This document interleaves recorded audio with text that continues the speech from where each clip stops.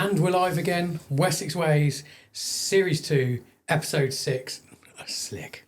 That was like professional for a second. Very I think we should go steady on there. The mumbling you hear in the background is Paul Whitewick, household name, YouTuber. We have Kate Smith. Not a household name, not a YouTuber. Yeah, you will be. You will be. You're definitely a podcaster. I'm definitely a household name in my own house when someone's shouting, Kate!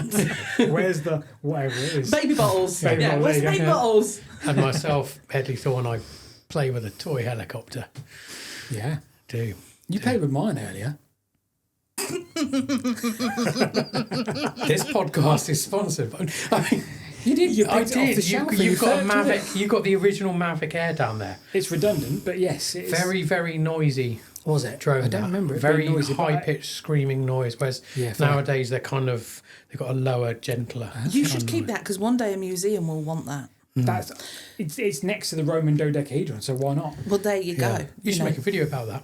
What, the old drone? No, the dodecahedron. I'll make Oh, yeah, three maybe you today. should. I recently went to the Science Museum and I got very upset when I realised that my first ever mobile phone is now an exhibit in the Science Really, like a Museum. Nokia something. Oh, it was like it was a BT Cellnet one that had like a rounded top with a little tiny aerial, and it was actually there as an exhibit in the Science Museum. Jeremy Clarkson find a Nokia in an old cess tank that was being pumped out, and it still worked.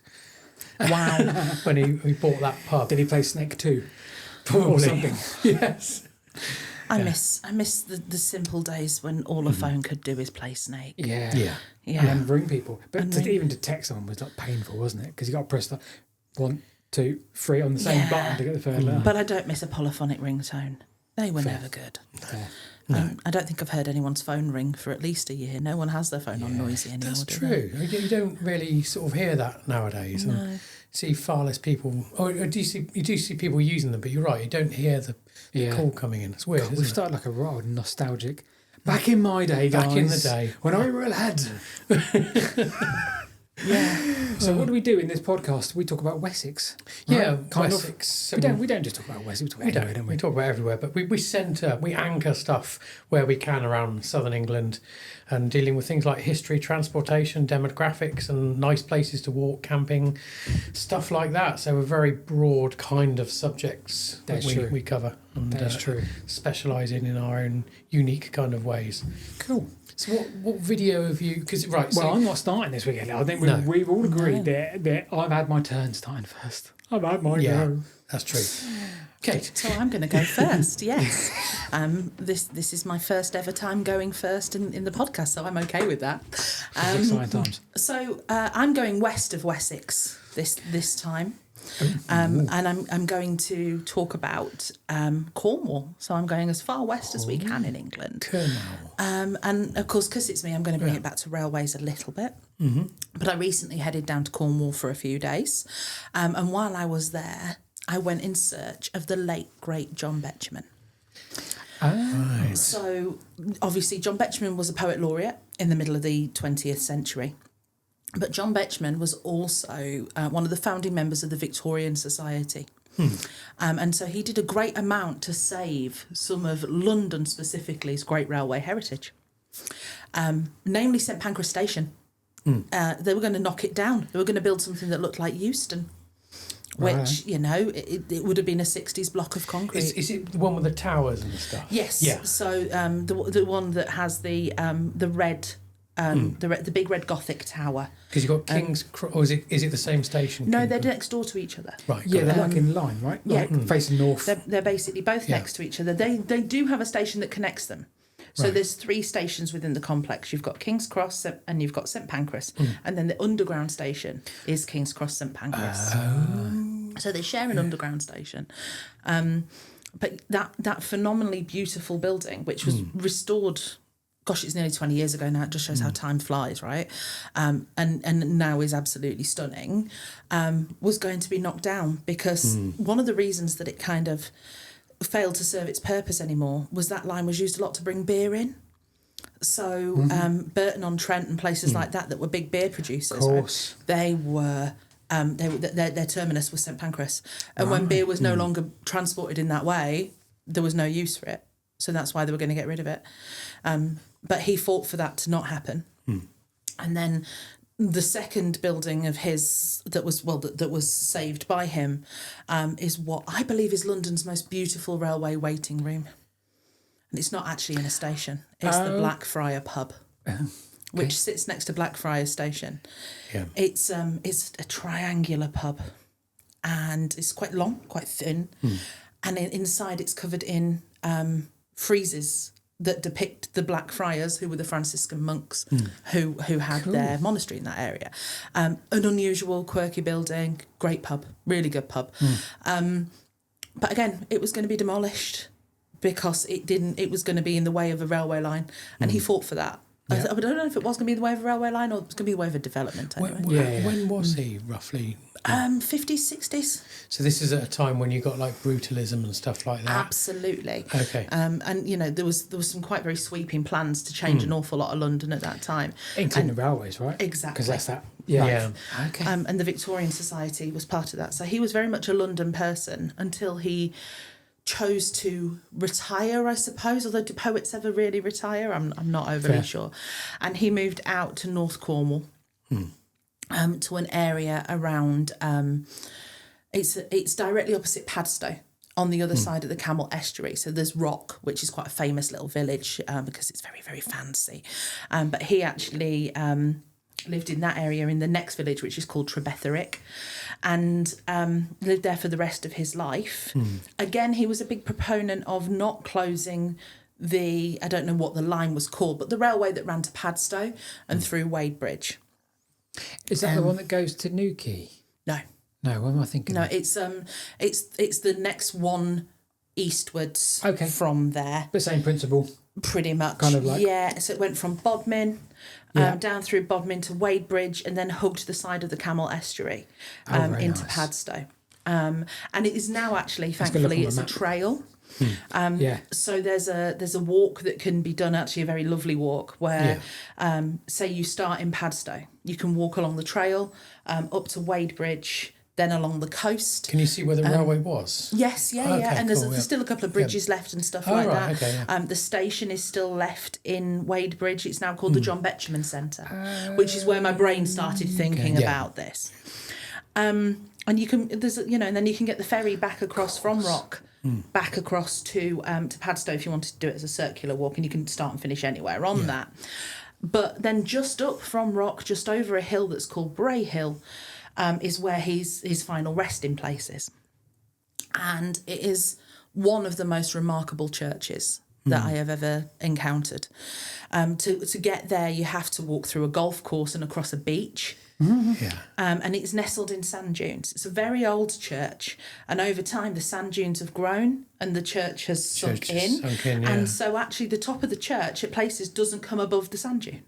Oh, wow. So the church, it's called St Enodox Church. And it's a remarkable place to visit in itself, but then as you go through the churchyard and in, the first thing you see is a fairly unassuming but quite pretty grave, and that's where John Betjeman is buried. And I guess the salt track that you were talking about in the previous episode, Paul, probably goes through that sort of... Absolutely. Yeah. But here's the interesting thing. I went down there with the aim to make a video. And I thought, I can do this as an adventure. It would be a good one to do. And there's no doubt that it would. It would be interesting. But then when I was there, and having had a very, very busy few weeks and having a wander around, I thought to myself, do you know what? I want to enjoy this for me. And I think we don't often, which is quite ironic when we're sat here and we've all got an interest in content creation, how often do we do things for ourselves that we don't look at as an incidence of content creation without a story, where we just want to stop. Totally. It's sort of a kind of decluttering as well in a way, isn't it? I mean, I found, often with my not to interject, but my camping videos, I feel compelled to film them, put them on YouTube, because YouTube likes it, people like it. But then I find you then sort of question, am I here for the video or am I here for me? And although the video is good to serve as memories for yourself as well, you do sort of think, well, it's a bit more special if you're doing it just for you and not other people as well. Oh, absolutely. Yeah. Absolutely. I roll in with this like you never believe, because my life is like a non-stop. Yeah, in the last few years, but certainly the last few days, like every waking hour, because it's just so busy. I'm like, oh my god, right, okay, this evening I've got 3 hours spare before bed, so I wonder if I could finish the script. Like literally every waking hour at the moment is like, I must finish that script because I got to do this thing on Monday. I got to film on Tuesday daytime. Tuesday evening I've got a thing on. It's just like that. Yeah. To do that and just stop. I need to do it at some point. So. But as Kate was saying, the places you visit often you don't visit. Yes. You know, you're concentrating on the camera. You're totally. visiting for the content, right? Yeah, totally. What is the magic of having an adventure for yourself rather than for the thing? And I think also what's really important on that same kind of topic is for people who create content. And obviously, like I mentioned in the last podcast, I've just been to the Greatest Gathering, which was essentially, it was a railway event, but it was also a railway photography event. Lots of people who love railways like to make videos and take photos and stuff like that. And I was really, really concerned about getting in people's way, particularly considering, because we took the little one, we had the buggy and the pushchair. And I kept having to remind myself, I was very polite, of course I always am, I'm waiting and pausing and stuff.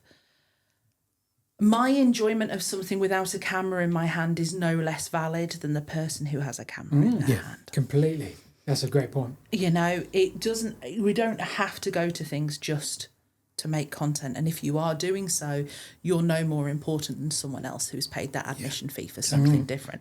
And it actually wasn't a thing because it was so well organised that there was plenty of space, and you could get around without that, and you could actually. The people who were there doing that were generally very patient and waiting for people to get out the way, etc. But I realised after the first, I didn't even get my camera out of my bag because I was enjoying myself too much. But when I took my first photo on my phone, I realised if I wait for photos without people in, I'm going to be there all day, and I actually want to see more. The good shot framed right. Yeah, exactly. So I didn't bother. So if any of the photos you might have seen on my Blue Sky or whatever, they're going to have people in. Because life's too short. But the sheer joy of walking across this beautiful beach and across these sand dunes and this golf course on a glorious Cornish summer's day, which was pouring with rain. Because it was a glorious Cornish summer's day. And after 6 weeks of heat wave, the week that I went to Cornwall, it tipped it down. There's just something really magic about that. Not worrying about what I'm going to take a shot of. Yeah. It looks like an amazing little line as well, doesn't it? The Camel Trail. Oh, the Camel Trail. The Camel Trail is great. And one of the lovely things is there's plenty of places to hire bikes and stuff along there. If anyone listening is planning a trip down there, I definitely would go and have a little wander along the Camel Trail. Yeah, very pretty. And of course, when you get to the other end, I mean, Padstow is Padstow. It is very gentrified nowadays, but there is still some great little places around there. Wadebridge has some great little restaurants. Has some cracking fish and chips in Wadebridge, actually. And for those of you who are railway enthusiasts, you've got the Bodmin and Wenford down there as well, so you can go and play on a steam train too. Did that actually cross like Bodmin Moor and places like that? Yeah. And there is the railway line itself ran from Bodmin down to Wadebridge. So that went through more valleys. One of the valleys, it ran through what was called the Camel Valley, which now there's a vineyard in there that produces some really excellent English sparkling wine, which I'm sure Tweedy will have a video about somewhere. But if it's not Gevrey Chambertin. No, I can't say that. Is that a heritage line now? The bit that still survives from Bodmin Parkway on the main line up into Bodmin. Yeah, that's a heritage line. That's a heritage line now. Okay. I think it's called the Bodmin and Wenford or something like that. Bodmin and Wenford. Yeah, there you go. And then obviously from Bodmin Parkway, you've still got the old GWR line, which goes down to Penzance. What line would that be? It doesn't necessarily go across the moor. The main line through Cornwall bounces like this. Okay. I mean, and this is the problem with getting to Cornwall on a train. It goes in the most bizarre direction. Yeah. That's cool. What a line that. Even that as a little heritage line, that looks amazing. And just look at the Cute geography. little heritage line, yeah. So yeah, that's and then also there's for railway enthusiasts. Well, just before we finish off on Cornwall, there's a couple of other there's definitely at least one slightly smaller lines because of the tin mining. So there's quite a few. There's narrow gauge railways here and there. Don't quote me on them, but I know that they exist. Yeah. So that's what I find thrilling, really. I mean, it's like King's Tor. So in Dartmoor, just across the border there, I think I did a video on it, and I think I discussed it in a couple of podcasts ago when I camped on King's Tor. I think you did. I don't want to steal your thunder. No, it's fine. I think you did. But it was so it was. I believe at the time it was the highest. Princetown was the highest station in England, I think, which is kind of surprising when you think, Dartmoor doesn't feel very high up, but it is quite high up. I think it might have been the highest in southern England. Maybe it's southern England, yes. Because I'm going to say one Lockhead. No, it's one on the Settlement in Carlisle. Oh. I think it might be Dent. Really? Yeah, which actually is where I'm going next. So that's what I'm going to talk about the next time we meet. Dent in... Dent is in. It's on the Settle in Carlisle, so I think it's Lancashire. It's possibly. Should we get? But what I love about that is the images I've seen, the black and white images of steam trains literally going up a tor in Dartmoor. Phenomenal, right? And obviously it used to go to the quarry there, and I think that's where the granite corbels were extracted there and King's Tor to make certain things in London, like Nelson's Column and London Bridge. Oh, London Bridge, yeah. Stuff like that. Haytor. I think some were from Haytor, some were from King's Went down Tor. to Bobby Tracy. Yeah. The canal then. Yeah. But then what happened is after the quarry closed, because tourists wanted to go up there and not everyone can climb Dartmoor Tor, should we say, then it was a nice tourist railway. People would take a railway up to somewhere like King's Tor Hall. So it's King Tor Hall, singular, at King's, plural, Tor. And then go up there and they could walk the quarry, walk the tours and all of that, and then just get on the train back again and have a lovely scenic descent back to wherever it goes. So do you know why it will have been called King Tor Halt and then King's Tor? Yeah, I wondered that. Purely because back in the day, sign writers got things wrong. That's simply it. I think that's how a lot of our names came about. Absolutely. What do you mean, Kate? Expand on what you mean. So, so say, for example, you were the sign writer who had to write the sign for King's Tor. Yeah. And you were told it was called King's Tor. Yeah. But somebody had, you'd just been told that. Yes. Because it wasn't sent to you on an email, Yeah. When you get round to making those signs, it's quite easy to forget. Yeah. There's an entire village that's had its name changed up in Teesside. It was actually on the Stockton to Darlington, the first railway, which we talked about last time. It was previously called Egglescliffe, and it is now called Eaglescliffe because a sign writer on the first railway got it wrong, or it's the other way round. If I'm wrong and you know, please tell me in the comments. But this is how a lot of names have evolved over time. I mean, my own name, Thorne, never used to have an E on it until the census. And so you had the person coming to the door, taking the census, the person in the house just giving the name. Yeah. And then it's written down maybe without, with an E added on. And that's it from then on. It's Thorne with an E. And it's the same with places nearby. So we got Dean's Bottom, near where we live, which is a valley. Yeah. And on old maps, it's one or two say Dane's Bottom. Yeah. So it could just be a word of mouth thing, or it could be lack of education or something. Etymology of names in that way, place names, people's names. It fascinates me. I absolutely love it. A little bit actually. Yeah. Wanlock Head. Sorry, I'm going back to something we were talking about. Wanlock Head. Yeah. Just inside of Scotland. I always used to think that was the highest of any disused or not, and that's 421 metres. I can't find Dent. You can't find Dent. Is it only 421? What's Carraw then? Carraw is the current highest. Yeah. And I reckon it's like 300, if that. Oh, okay. So I might be wrong. Let me just find Carraw. I see why I've not heard of that one, because we were talking about England, and if that's just in Scotland, let me look up Dent, and then next time we come back, I will validate this because I am headed up. We're all on our phones here. Yes, there's three of us just literally sitting down. Yeah, we're replicating what we would be doing. I'm trying to find the elevation. Oh, there you go. Right, elevation Dent's 350. That is 350, right? So yeah, 350 metres, folks. That's 1,150 feet. So Carraw, well, there's Rannoch. Rannoch is at 280. Mm-hmm. Carraw is going to be 408. Yeah. For- so Right. Coral's So a little higher. King Tor Holt for 418.5. Oh wow! So Oh, that that's was 3 metres higher. low, 3 metres higher than And Wanlock Head. we can go higher than that. So Princetown Station elevation, because Princetown was Yeah, go higher on. than King Tor Holt. So Princetown, see my Gemini assistant here I employ is that is 418. So they were the Gemini's same. not working.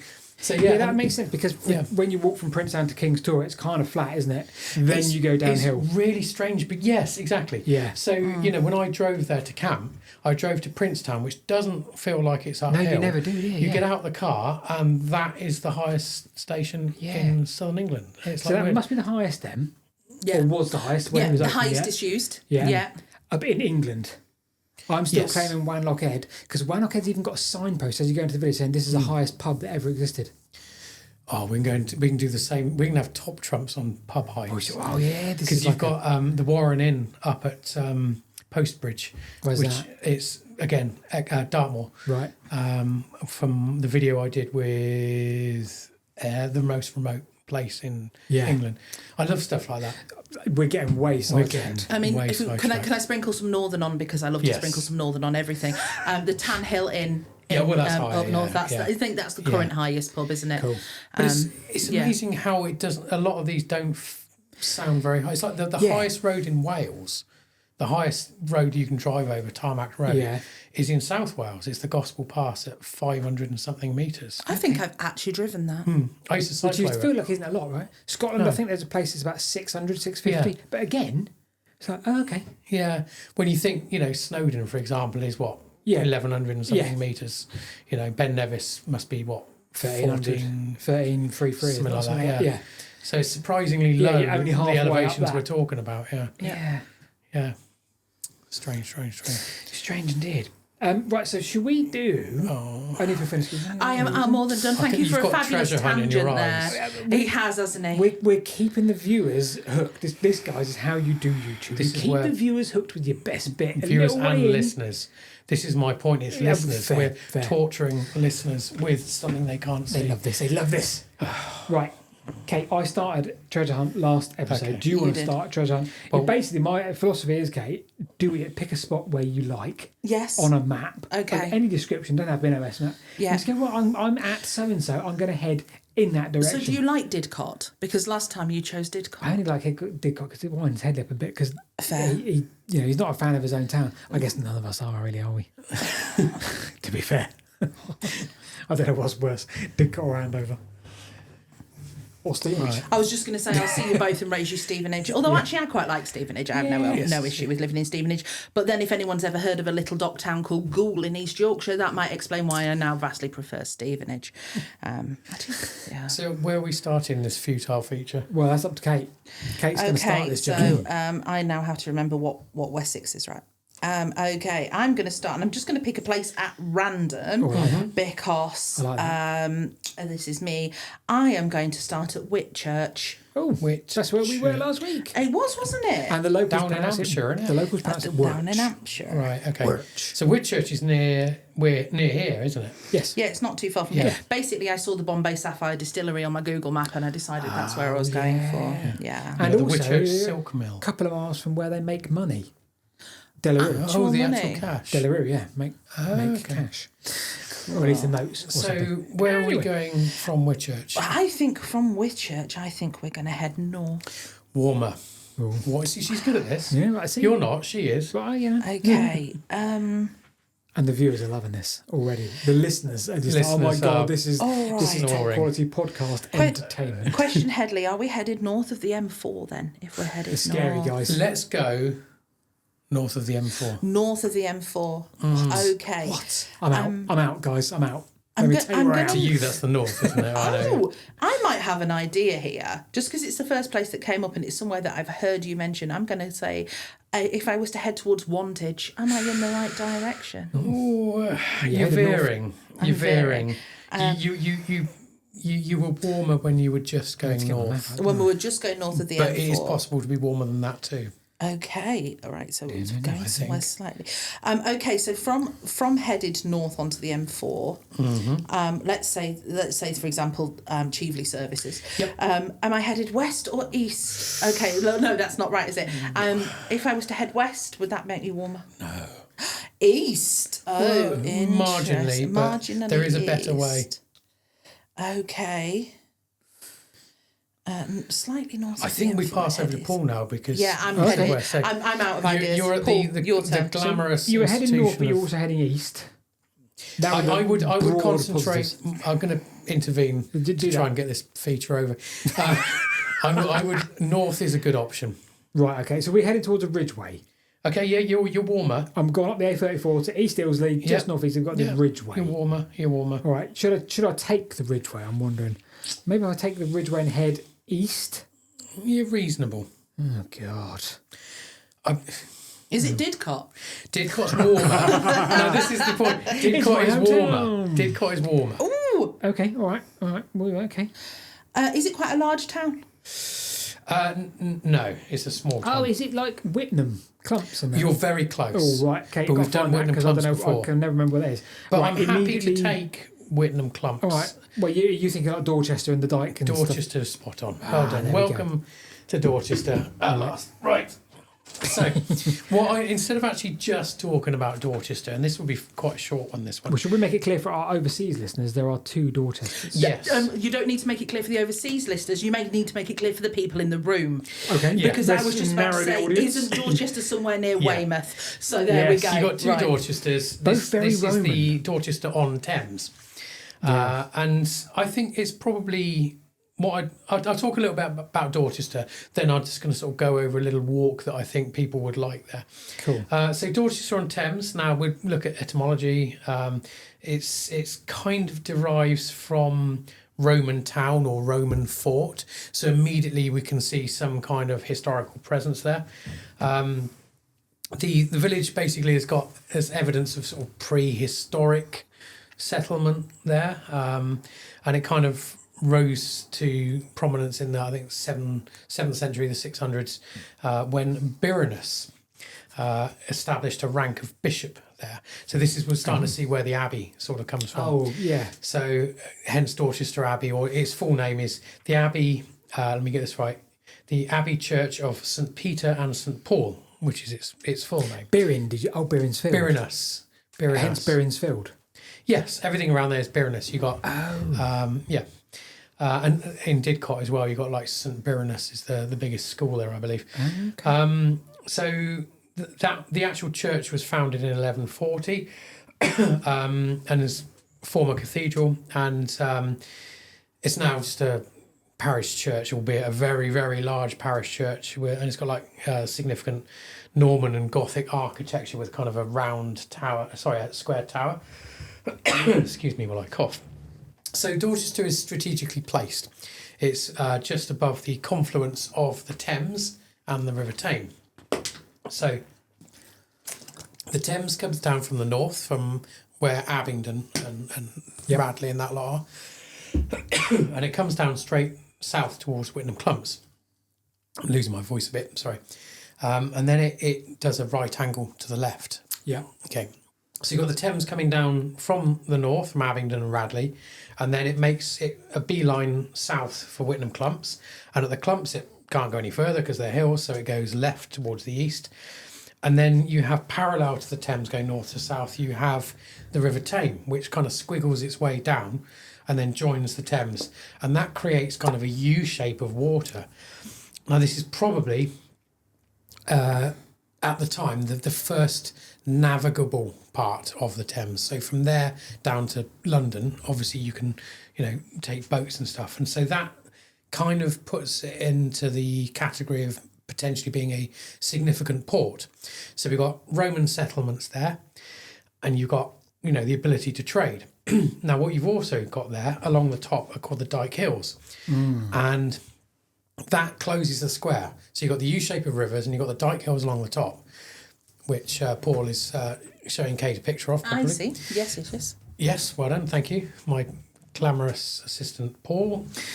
kind of. Neither glamorous nor artistic. This is painful. Sorry, my part there was painful for the Spotify was. listeners, so I apologise. No, that's fine. But Headley's given a great description. I've lost my flow. Sorry. No, I'm Sorry. joking. So the Dyke Hills are two parallel earthworks that connected the two rivers, which maybe, if they were deeper than they are now, which they probably were, could have had water going through themselves, which then makes an island, a very large island, which could have had a Roman settlement on, which could have been the precursor to Dorchester itself. I don't know. I mean, maybe someone... Do we know any archaeology from there? Do we know any archaeology on the Dyke Hills themselves? Have we got any dates and stuff like that? I think that's something for Dr. Wendy Morrison, probably, because I met her in Dorchester. Did you? And I'm very bad at remembering things. Fine. So, okay. Yeah. All right, well, I'll ask her that next question when I see her. Yeah. So you got this, as I say, you got this kind of peninsula surrounded on three sides by the river, and the bit along the top. So you probably had a port there. There was a stone circle just to the north of Dorchester, but that's now all under lakes. They've made a load of lakes there, so that's kind of gone. And you've got nowadays you've got an alpaca farm, Of course. which is brilliant. Yeah, love an alpaca farm. You can't go wrong. Nearly as much as a donkey sanctuary. Not quite. No, donkey sanctuaries are boring. It's just a load of donkeys. Oh, yeah, but donkeys Alpacas are think they're genius. humans. It's different, surely. We need to debate this They're at some point, sociable, Headley. yeah. It's also, you got Days Lock there, where they have the poo stick championship, and of course Whitnam Columbus as well. Is that, but you're not lying, are you? That's the thing. no, isn't it? that is true. Do you not true. know what poo sticks is? No, I know what poo sticks are, but I didn't I know was they had a gonna say- world championship. Well, Like a evidently thing. they do, Paul. Evidently they That's do. beautiful. Can you let me know when that is? Because that's worth watching. isn't it? I think we'll so. look that up. I We'll look that up. feel like that could be a Yeah. Wessex Wessex Waves Waves live. Day Out. Yeah, Wessex Waves Day Out live. Yes. Poo sticks. absolutely. We could just- go and commentate. An adrenaline special. Yeah, Oh my God. yeah. Headley, you could bring the drone. Yes, I Going could. back to the start of this podcast, you could bring the drone and you could do live drone footage of the poo Is that what sticks we call Paul now, championship. the drone? So, I'm here all week. So from Wikipedia, this is a bit I've taken from Wikipedia. In 634, Pope Honorius sent a bishop called Birinus to convert the Saxons of the Thames Valley to Christianity. King Cynegils of Wessex gave Dorchester to Birinus as the seat of the new diocese of Dorchester under a bishop of Dorchester. The diocese was extremely large and covered most of Wessex and Mercia. Wow, it's massive. The settled nature of the bishopric made Dorchester, in a sense, the de facto capital of Wessex, which is why I'm including it today. Cool. Which was later to become the dominant kingdom, of course. Did you England. say a year, roughly? I can't remember what you said. 634. Wow, 634. Okay. Eventually, Winchester displaced Dorchester as the capital, with the the thing being transferred there in Right. 660. It's bishopric. Just stick Bishopric. the word Yeah, rick I on the know. end of bishop. That's what you got I to do. wonder if that's because after that period of time, Mercia expanded hugely and were very dominant over Wessex in terms of owning some Wessex Yeah. properties and all sorts, right up until 760 something. Yeah. I think I would imagine as well it would have had something strategic to do with the fact that then when they moved the mint to Wessex to Winchester, moving the capital at the same time might Yeah, have also yeah. been sensible because the Dorchester, given what we've just said about its environment, would have been very very easily attackable. Yeah. You know, Yeah. so there might be some mileage in that too. But it's a Like lovely it. place to visit, and Yes, and, I can attest. I'd recommend it as a short-ish kind of sort of 3.5 miles walk. So you can park Little Whitnam. So you drive to Little Whitnam and then park on the side of the road when the road runs out. Yeah. And then you walk down the road. It takes you to Days Lock, the Poo Sticks place. Yeah, I know we are, yeah.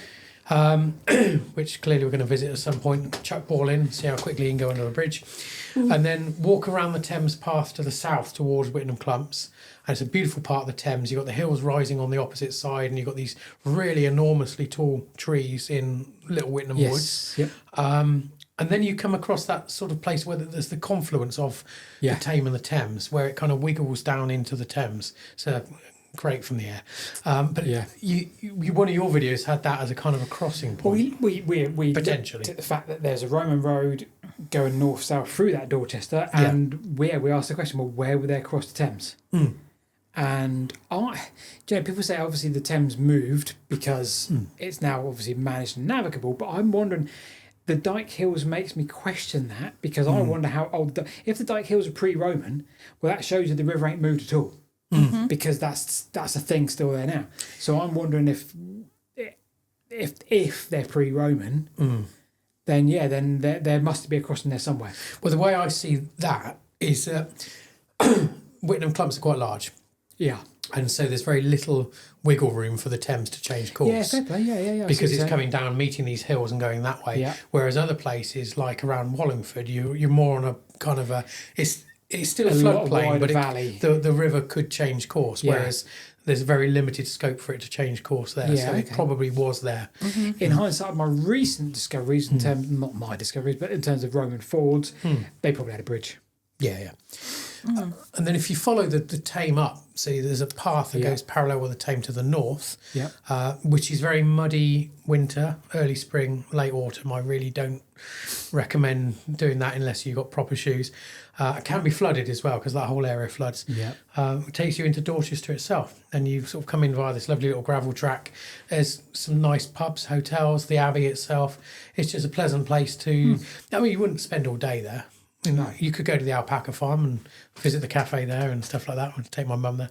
And then you walk back along the Dyke Hills, which eventually connect with the River Thames, walk back down the Thames and back to where you were. And it's just a nice walk. It's absolutely suitable for most people, I would imagine. Yeah. But yeah, that's my treasure hunt location. Dorchester on Thames. Right. Are we going to consider homework? Yeah. Who set who homework? Well, we forgot to discuss homework in the last one. Because the feature Kate's homework, I feel is even in our own personal discussions outside of podcasts, is becoming anyone's homework. Like, I think I'm setting you homework. I'm setting you homework. Do you know what I mean? I mean, so I did do some homework for this podcast, which of course, let's break the magic of this for a second. It was preset because obviously we filmed 2 in a row, but. So I can come and talk a little bit about that, but maybe I should do that a little bit later, in a moment. But what I was thinking was, because I've been sat here listening to what we've just been talking about. Headley, you know nothing about railways. No. You happy to acknowledge I'm blissfully. that? I mean, yeah. Fabulous. I'd like to know more. We've just talked a little bit about the King Tour and Princeton. I'd like to know more about that. Okay. So, if it's okay with us as a collective, what I'd really like is to set Headley homework this time. See what I mean? And to come back with some fun facts. Fun facts about King's Tour Railway. About the King's Tour Railway. I will do that. That would be fabulous. No, watching my videos Absolutely cheating. fabulous. I've forgotten why that was like 8 years ago. That's I made fine. a video on King's Tour. That's fine. Well, we can see what your questionable fashion choices then were. I've always had questionable fashion choices. So I know. It's I'll use, just for once, I use videos other than Paul's. But yeah, I will. Like it. All right, then we've got some homework set. Homework set. Cool. Homework set. Tick. Cool. So, I've done something which I said I meant to do literally years ago, which is do a deep dive on something called the Antonine itineraries. Right. Ooh. So, Roman Britain, as like this frontier, if you want to call it, this like periphery of Roman Empire. Not a lot is known about Roman Britain, right? In terms of the roads and the routes, because there's a lot of stuff from within the empire. Like there's a great map called the Pewtinger Table, and it's just a map of the Roman Empire.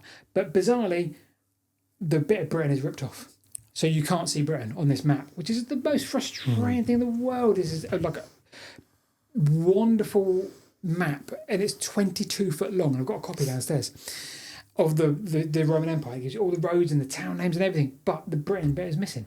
So in the 1500s, 1512, something called the Antonine itineraries turned up and got printed. Now, it had been known about for a number of years, but all of a sudden someone printed a copy. It wasn't just this medieval manuscript that no one could go see because it's in this random bit held by monks.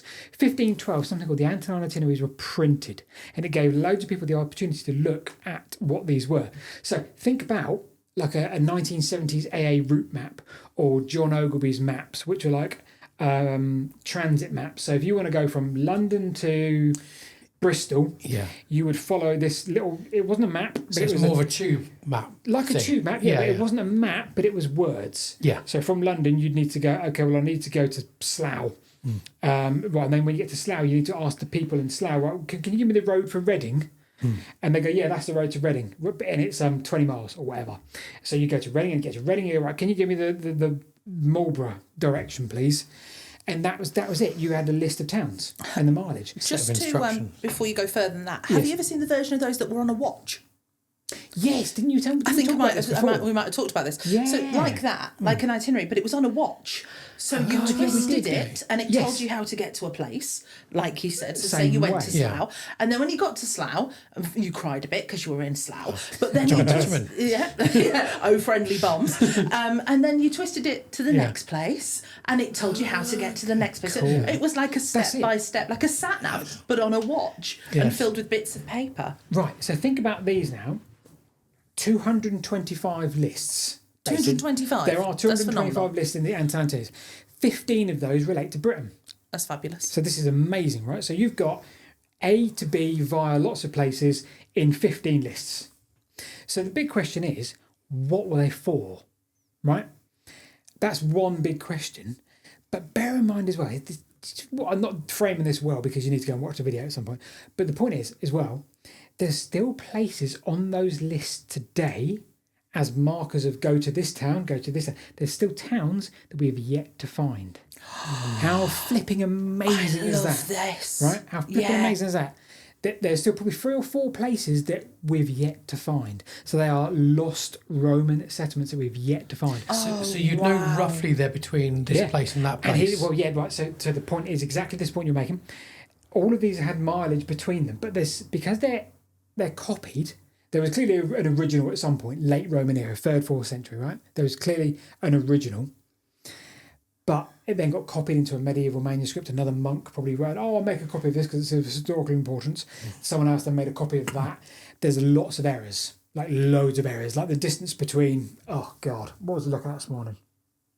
Can't remember, but there's like a distance that should be 10 miles because let's say it's the distance between, I don't know, Winchester and Andover, that's 15 miles, well the stated distance is 30 in the Andover. Clearly that doesn't work. So there's a lot of, they know for a fact there's transcript errors. So trying to find these places isn't necessarily as easy as you think because the mileage given isn't necessarily right. So you're like, okay, well is it, and subsequently you might think, right, well there is a place called Vendomi, that no one knows where it is, right? And it's somewhere between Silchester, which is towards Reading, and Winchester. Somewhere between those two places, there's a lost Roman town. And because the mileage is all messed up on that itinerary, where is it? It could be anywhere between those two places. Isn't and no that one knows where it phenomenal? is. And it's just the beautifulest thing in the world. So I did this deep dive on the Roman itineraries, whatever they're called, pertaining to Britain. All these antiquarians in the 1700s, 1600s got so excited about this because all of a sudden they got this printed version. Oh my God, it turned up in Britain. And they just made all these, and the antiquarians just, they get on horseback and they ride around the countryside and go, oh, we're amazing, we're appreciating the countryside. And they did some good work, but they were as lost as we are now about where these places are. And I think it's the most beautiful, wonderful thing in the world. There's still mysteries like that today. And go find Vendomi. And go find 2 other places. What is stage 1 on finding a town? Is it rivers layout? Oh, who knows? Who knows? Sorry.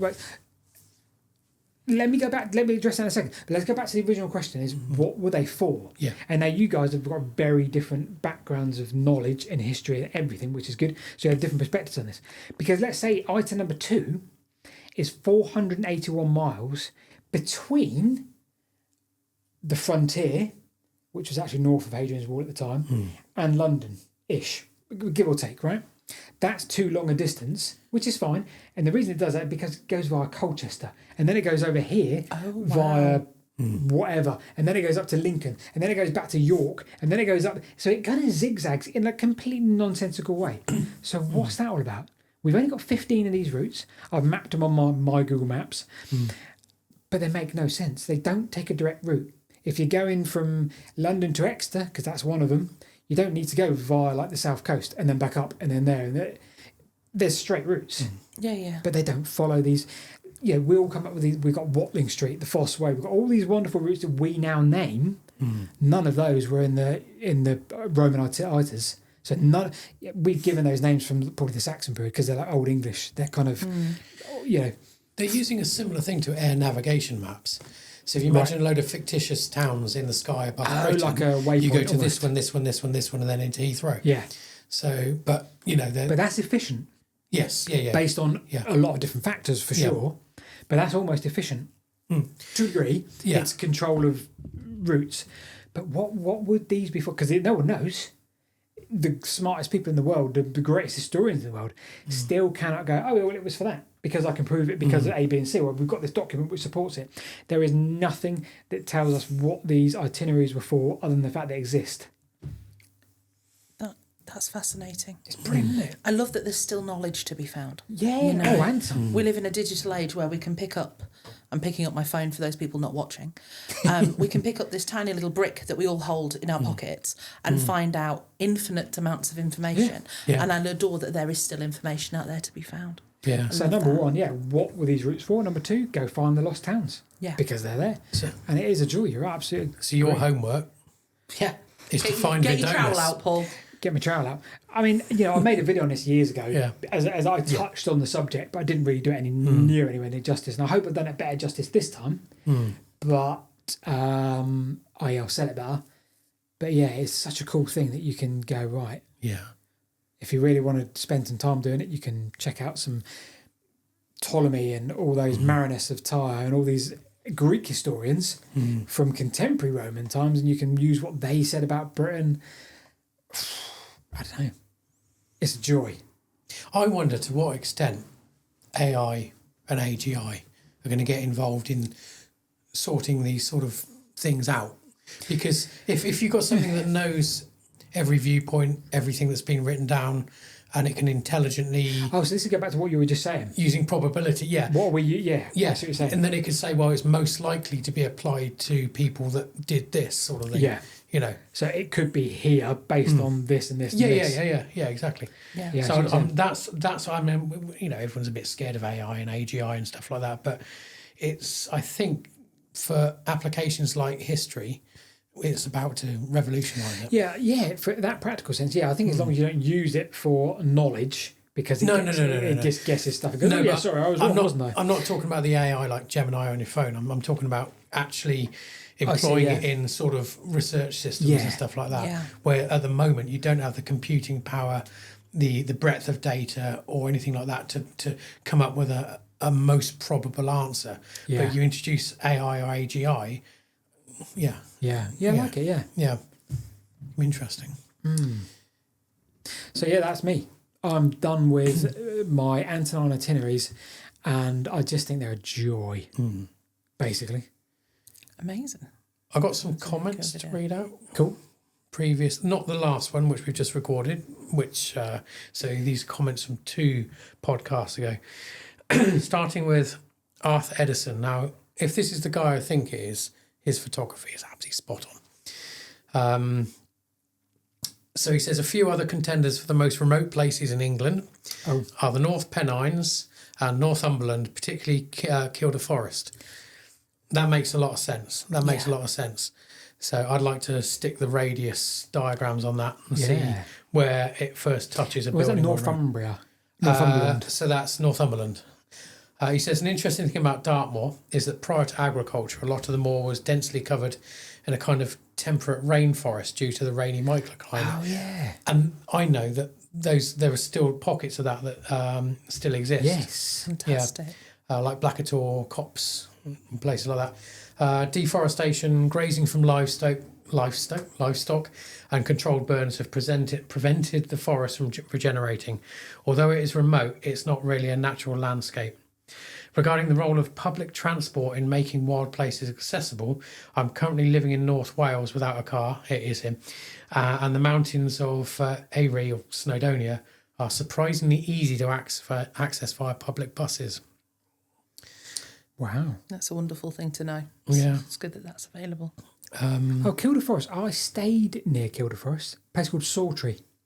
Abandoned railway station that's now a B&B. It was on the near Rickerton, which is on the Waverley line. Yeah, that's up on the borders, right? Yeah, completely. Yeah, exactly. Yeah, so it's like a mile inside of Scotland. Oh wow, it is, and it looks remote. Crikey, yeah. Wow. So I've Good shout. missed the name off this person, but this is the only other one I'll do for now. Yep. They say we'll always come back to what is Wessex. For me, I always think of Thomas Hardy when I hear the word. I must admit, I don't really remember much about the boundary changes of 74. So that's your Oxfordshire-Berkshire boundary changes, I think. Decimalisation, though, was hard to avoid. I suppose it's logical to recognise every so often, especially when there have been major changes in population.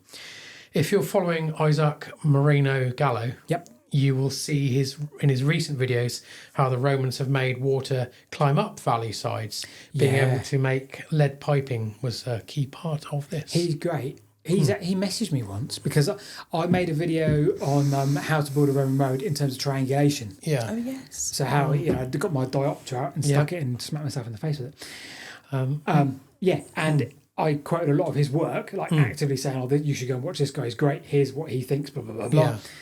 And he, I don't think he speaks much English, but he messaged and said, "Oh, lovely, thank you very much." Blah blah blah blah. But yeah, he's like the knowledge. Yeah. On Roman roads in Italy. I don't think I follow him. I might have to give him a... Yeah, I mean, it's all translated because I don't think he speaks English hardly at all. But it's just a wonderful, like, really... Yeah. It's like an academic with a YouTube channel, basically. Yeah. Like, really knowledgeable stuff. Loads of comments welcoming Kate, saying she's Thank you all fantastic, very much. And even more saying how hot I look with my facial hair. With your facial hair. Fair. Is that from you? Yeah, Yeah, all right, it's me. Yeah, just Using different a variety of accounts. counts, but it still counts.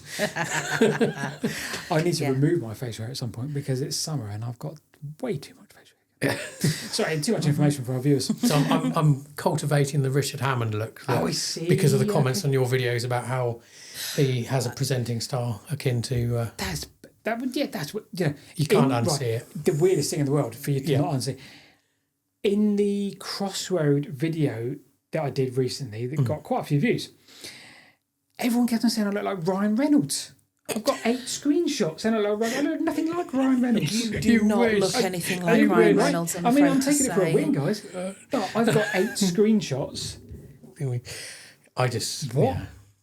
I just like anything other than Shrek nowadays. For me, I'm fine. Should we leave it there? On that bombshell. On that bombshell, we will see you all in episode 7. Thank you very much for listening and watching. What a pleasure. Thank you very much. Goodbye. Bye.